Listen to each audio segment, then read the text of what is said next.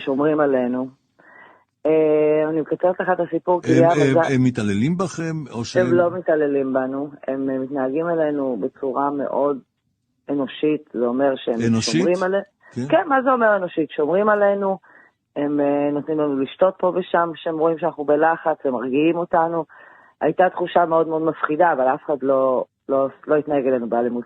למזלי, לא קרה לי מה שאני שומעת בתקשורת. קרו דברים איומים ונוראים. נכון, אבל אחרי שעתיים, בקיצור, בהתחלה לא היה שום גורם ביטחוני איתנו. אנחנו אלה שהתקשרנו במשטרה יחד עם החוטפים, כי החוטפים רצו שהמשטרה תגיע, כי המטרה שלהם הייתה לחטוף אותנו לעזה. הוא מחליט להיכנע, אני לא מודעת לזה באותם רגעים, זה בדיעבד. הוא מתחיל להתפשט, הוא קורא לי ומתחיל לצאת איתי מהבית תחת אש. אני צועקת בזמן הזה לימ"מ כשהם יכולים לשמוע אותי, שיפסיקו לראות כן. ואז הם שומעים אותי ומפסיקים לראות.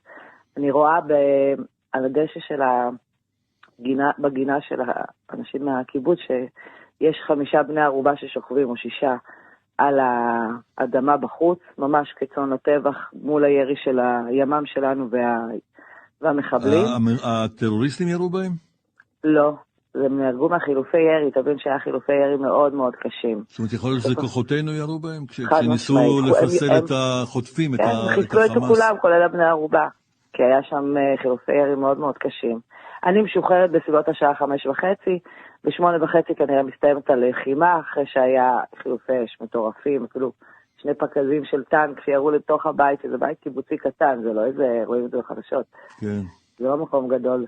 וברגע הזה כולם נהרגו, היה שקט חוץ מצולה אחת שיצאה הדס דגן, וזהו וגם. איך כולם נהרגו? מהחילופי אש. מהחילופי אש, כלומר יכול להיות שגם זה מאש כוחותינו? חד משמעית. כן? וככה אני מאמינה.